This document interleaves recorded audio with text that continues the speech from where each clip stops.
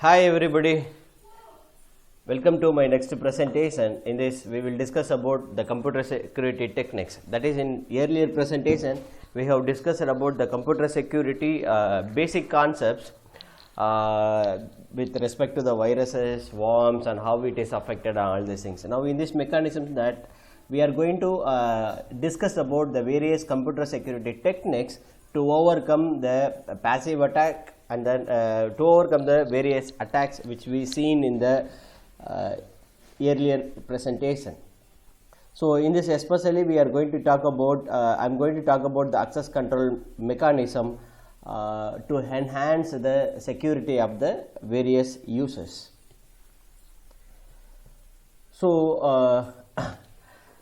a access control policy defines it means what are the accesses are what types of or what are the accesses are permitted, whether they can able to read or write or they can able to execute, delete, update. All these things are called as some access rights, and also it defines in what circumstances those access rights are permitted to the particular users.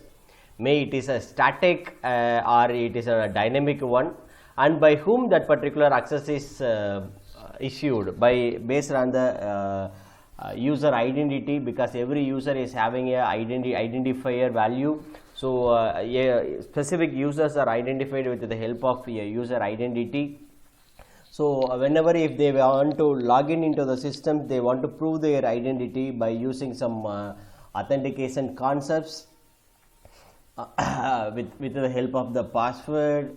And sometimes a role based authentication is also plays a vital role for having the higher security in any corporates. And then there are the three general access control policies are there. One is called as a discretionary access control, and second one is mandatory and role based. So the discretionary access control is an optional or a flexible access control. Then mandatory is compulsory, is assigned to each and every users, and a role based access control. Now this is typically based on the role. Okay, a DAC and MAC, that is a discretionary access control and mandatory access control. They are the access control is authorized only with the help of their user identity and then password. But whereas in role based concept, it is typically based on the roles assigned to the particular user. Okay, it's like in corporate environment, the manager is having a separate access control for the various resources associated in the organization, and a team leader is having a different access control, and a programmer is having a different access control. So like that, based on the role of that particular user has been granted a certain access permissions to make use of the certain resources available in the organization. Okay, now let me go about what do you mean by discretionary access control. That is, it is as I said earlier, it is optional or a flexible one. So the control access is based on the identity of the user and also based on the access rules, that is by their password, and it also defines it stating that what requesters are allowed to do, that is what type of actions or operations they can able to perform. So all these things defined in the DAC, that is discretionary access control mechanism. Okay, so here the every user, the access permission is done by a user identity and a password. And second one, a mandatory access control, every user is having that. So control access based on comparing the security labels, that is how sensitive the particular resources and how critical are the in the particular resources. So based on that, a security the access control mechanism is to be allocated to the particular users. Okay, so based on the sensitivity and severity of the particular resources, the control access will be given, access control is given to the assigned to the particular users. The third concept is called as a role based concept. So role based, as I said earlier, so every user is assigned with some role. Here a access control is assigned to the allocation of access control only to the role, not for the particular user. So DAC is a traditional method, but whereas in MAC is the requirement of military information security. Okay, so so this is a way all these three access control policies are come together. May in some cases all three concepts have been introduced in one organization, which can provide higher security than any other systems. In the discretionary access control, this model is having a set of subjects which can be defined as yes, and it have a set of objects and it have a set of rules. So there are the three major components are there in the particular DAC. One is called as a set of subjects, one that is defined as a yes, and set of object that is defined as a x, and a set of rules that is called as a. Okay, for all these components are used to govern the access of the access of subjects to objects. It's used to get the permissions. Okay, so now let me define the protection state of the system to be the set of information at any point in time which specifies the access rights for each subject with respect to each object. So what do you mean by protection state? Protection state of the system is a set of information at any point of time that specifies the access rights for each object with respect to each subject with respect to each object. That is called as a protection system. Okay, in this case there are the three requirements are identified. One is called as the representing the protection state, and second one is enforcing the access rights, and third one allowing the subjects to alter the protection state in certain ways. So these are the major three requirements of a discretionary access control. Now this DAC is addresses all the three requirements, and it also extend the universe of object in the access control matrix to include the following ways. One is a process, that is process access rights include the ability to delete a process during the production state or stop and wake up a particular process. Next is devices. Devices is include a read, write or a block or unblock during the production state.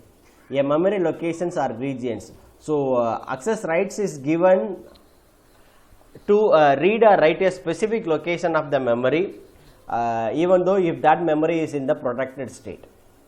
And subject access rights with respect to a subject have to do with the ability to grant or delete access rights of that subject to other objects as explained subsequently. So the subject during the production state, the access right is assigned to grant or delete the access. Okay, so as I said earlier, now it is a traditional method. So it have a three major component. One is called as a subject, and another one is called as a set of object, and another one is access rules. See, in this extended access control matrix, now we have a three subjects and we have a set of object. Now these all are called as access rules. Okay, now see in that object file F1 that is for a subject S1 can able to read the file F1. So in this case we can able to specify A of S1 comma F1 is equal to read. Okay, see this. So A of S1 comma F1 that is called as a read, right. So this is a way that in discretionary access control the various access rules are derived. And for a logical or a functional point of view, a separate access control module is associated with each type of object that is defined in this diagram. See that. So this can be used to evaluate each request based on their access right. The request evaluate each request by a subject to access an object to determine if they have access or not. Okay, so in this case the following steps are used. We have to perform before accessing, we have to perform how the evaluations can be done for the particular subject, whether they are having the access permission or not for the particular object. So in this case, the subject S0 is raising the request to the type alpha, that is a role for the object that is called as a X. First, it will check whether the alpha is associated with the request or not. For that, it need to generate the message, that is S0 S of 0 alpha comma X to the controller for X. Okay. Now then, after that, a controller integrates the access matrix A to determine if alpha is in that particular list or not, particular rule or not. If it is so, then it is allowed. If it is not there, then access is to be denied, and then the protection violation occurs.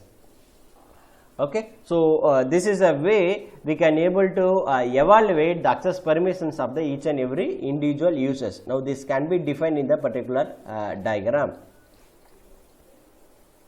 Okay. Now see that the S1 can able to read the particular files. Okay, and they can able to grant and they can able to delete the subject. They can able to grant any permission and they can delete any permissions with the help of the access controller.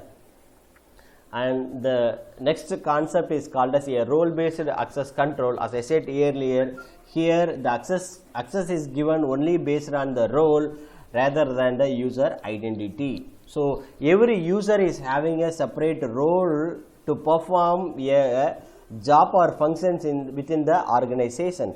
So the access rights are assigned instead of the individual users.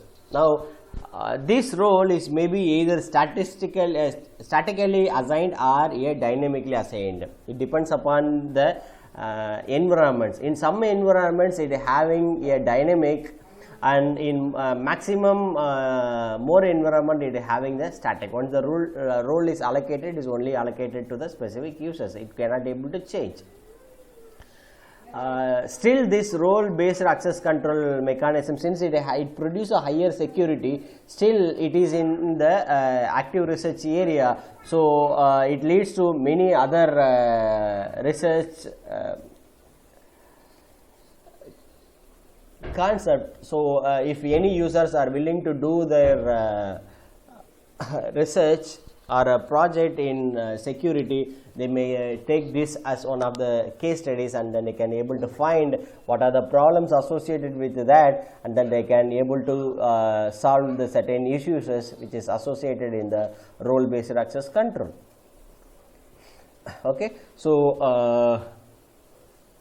so in this some environment is maybe that it is a assigned role is a dynamic due to the infrequent changes of the environment or the users, and in maximum environment that it's to be a static.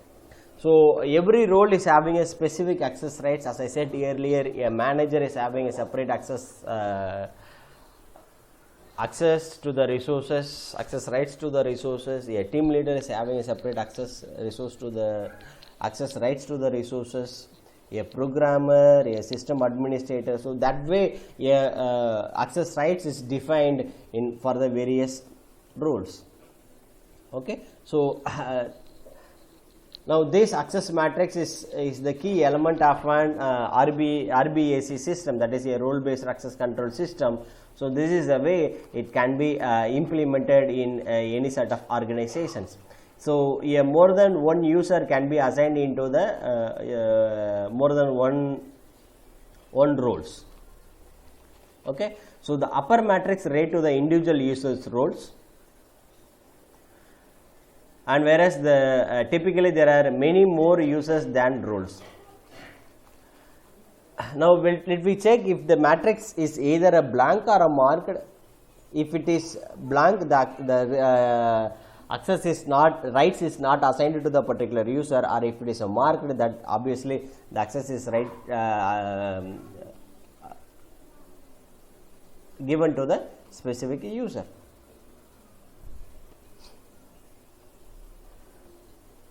So as I said earlier, a single user may be assigned multiple roles, and a multiple users may be assigned to a single role also. So based on all these three categories, access control, two categories, the access control is assigned to the particular users. Okay, so they can, every user or every role, they will access the specific permissions depends upon the role what they are having it. So each role should contain the minimum set of access rights. So every user it have a minimum set of access control rights. Now this RBAC is an effective implementation of the principle of least privilege, right? So from this presentation we can easily understand that what are the various access controls are there, and how in an effective way we can implement the access controls in our organization. Okay, so if there is any query, you please comment on my YouTube section so that I can easily answer your queries. Thank you.